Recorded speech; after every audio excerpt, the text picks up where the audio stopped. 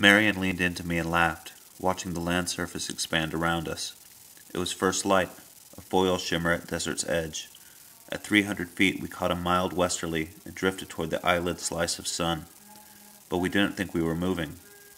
We thought the land was gliding beneath us, showing a cluster of mobile homes, a truck on a blacktop to the south. Then we were out over open earth, bone brown and deep in shadow, and we hung in the soft air, balanced in some unbodied lull, with a measure of creation spilling past. The pilot yanked the blast valve, and we heard the burners pulse and roar, and this made Marian laugh again. The basket was not large, barely taking the three of us, plus tanks, valves, wires, instruments, and coiled rope.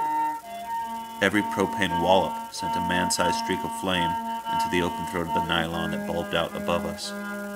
We were lighter than air, laughing, and the balloon did not seem like a piece of science so much as an improvised prayer. Jerry spaced the burns and kept an eye on the pyrometer, adding just enough heat to make up for routine cooling inside the envelope. It was a game, a larger-than-life toy we'd found ourselves wickered into, and our eyes went big at the whooshing flames.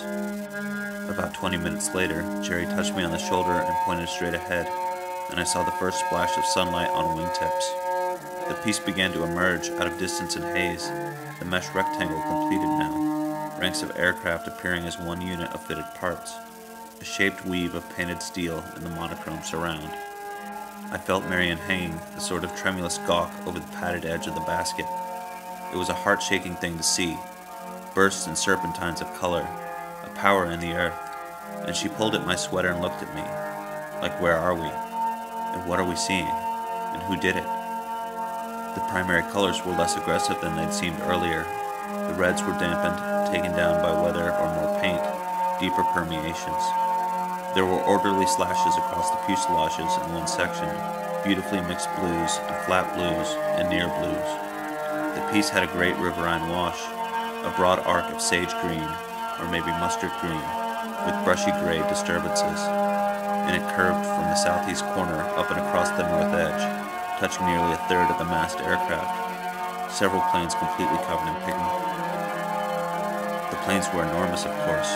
They were objects of hulking size, stratofortresses, thick and massy. And truly I thought they were great things, painted to remark the end of an age and the beginning of something so different. Only a vision such as this might suffice to augur it. The breeze took us past, and the pilot yanked the handle, giving us a final inch-meal rise.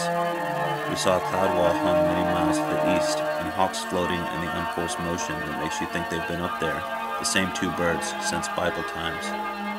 There were stones tumbled in a field, great bronze rocks with carved flanks. I felt my wife at my side.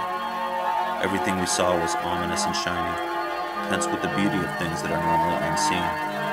The pilot pointed to an object some miles away, and we saw it was the chase car, a droplet nosing down a long road toward the place on Earth where we would light.